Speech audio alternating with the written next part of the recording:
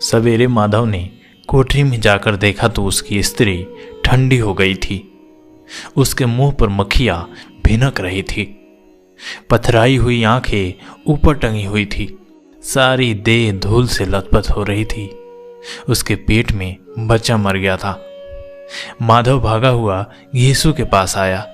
फिर दोनों जोर जोर से हाय हाय करने और छाती पीटने लगे। पड़ोस वालों ने यह रोना धोना सुना तो दौड़े हुए आए और पुरानी मर्यादा के अनुसार इन अभागों को समझाने लगे, मगर ज़्यादा रोने पीटने का अवसर न था। कफन की और लकड़ी की फिक्र करनी थी। घर में तो पैसा इस तरह गायब था जैसे चील के घोंसले में मांस। बाप बेटे रोते हुए गांव के जमींदार के पास गए।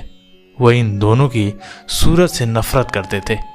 कई बार इन्हें अपने हाथों से पीट चुके थे। चोरी करने के लिए, वादा करके काम पर न आने के लिए।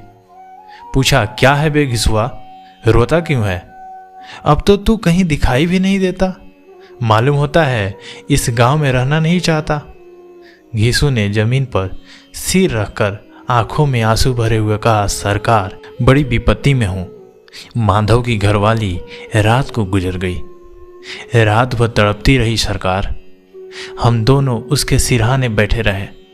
दवा दारू जो कुछ हो सका सब कुछ किया। मुद्दा वह हमें दगा दे गई। अब कोई एक रोटी देने वाला भी ना रहा मालिक। तबाह हो गए, घर उजड़ गया। आपका गुलाम हूं। अब आपके सिवा कौन उसकी मिट्टी पार लगाएगा? हमारे हाथ में जो कुछ था वह सब तो दवा दारू में उठ गया। सरकार ही की दया होगी तो उसकी मिट्टी उठेगी। आपके सिवा किसके द्वार पर जाऊं? जमींदार साहब दयालु थे, मगर घीसू पर दया करना काले कंबल पर रंग चढ़ाना था। जी में तो आया, कह दे चल दूर हो जाए यहां से। यूं तो बुलाने से भी नहीं आता। आज जब गरज पड़ी है तो आकर खुशामद कर रहा है। हरामखोर कहीं का बदमाश। लेकिन यह क्रोध या दंड देने का अवसर न था। जी में कुटते हुए 2 रुपए निकालकर फेंक दिए, मगर संतावना का एक शब्द भी मुंह से ना निकला। उसकी तरफ ताका तक नहीं, जैसे सिर का बोझ उतरा हो। जब जमींदार साहब ने 2 रुपए दिए तो गांव के बनिए महाजनों को इनकार का साहस कैसे होता। घीसू जमींदार के नाम का ढिंढोरा भी पीटना जानता था। किसी ने 2 आने दिए, किसी ने 4 आने।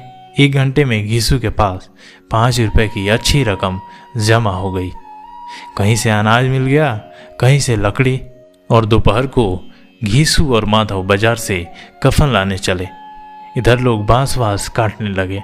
गांव की नर्म दिली स्त्रियां आकर लाश देखती थी और उसकी बेकसी पर 2 बूंद आंसू गिराकर चली जाती थी।